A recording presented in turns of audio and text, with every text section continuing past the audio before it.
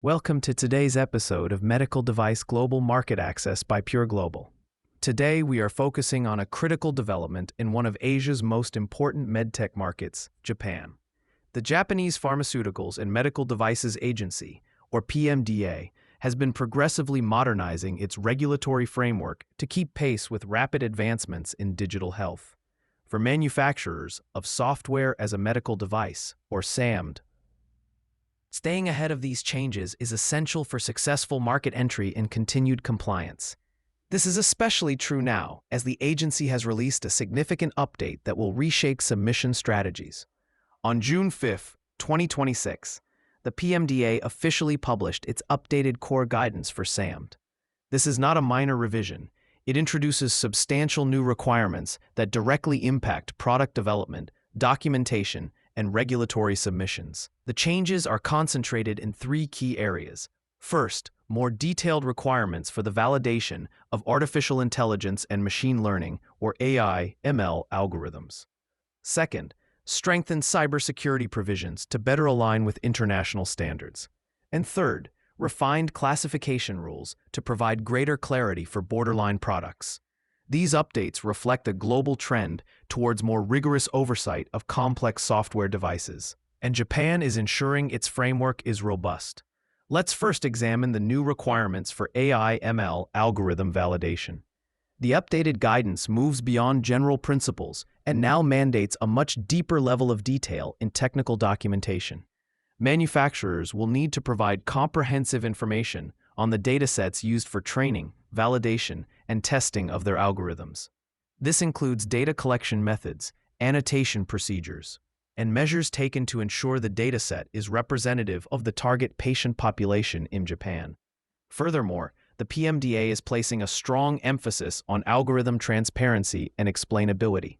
Submissions must now include detailed descriptions of the model's architecture and how it arrives at its conclusions, along with robust performance metrics that are clinically relevant.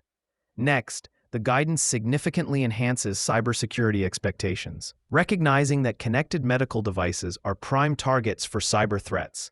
The PMDA has aligned its requirements more closely with international best practices, such as those from the International Medical Device Regulators Forum, IMDRF. Manufacturers must now integrate cybersecurity considerations throughout the entire product lifecycle, following a secure product development framework. This means submissions must include evidence of threat modeling, risk analysis, and vulnerability management processes. A key new requirement is the submission of a detailed plan for post-market cybersecurity monitoring and response, ensuring that devices remain secure after they are placed on the market. Finally, the update addresses a long-standing challenge for manufacturers: the classification of borderline products. The revised guidance provides a more detailed decision-making framework and clearer examples to help companies determine if their software qualifies as a medical device. It clarifies the distinction between SaMD, general wellness applications, and health-related software that does not meet the definition of a medical device. This refinement is crucial as it helps manufacturers select the correct regulatory pathway from the outset, avoiding costly delays and potential rejections. The PMDA's goal is to ensure that only software with a direct impact on diagnosis, treatment, or prevention is subject to medical device regulations. These changes have direct implications for all SaMD manufacturers targeting Japan. Any application submitted to the PMDA on or after June 5, 2026 must comply with this new guidance. This means that teams need to begin preparing now to gather the necessary data and update their documentation. To navigate this updated landscape effectively, we recommend several practical actions. First, conduct a detailed gap analysis of your existing technical file against the new guidance, paying special attention to the AI/ML validation and cybersecurity sections. Second, update your quality management system to incorporate the new requirements for software development, risk management, and post-market surveillance. Third, reevaluate the classification of your borderline products using the new framework to confirm your regulatory strategy is correct. And finally, consider engaging with regulatory experts who have specific experience with the PMDA to ensure your submission is robust and complete.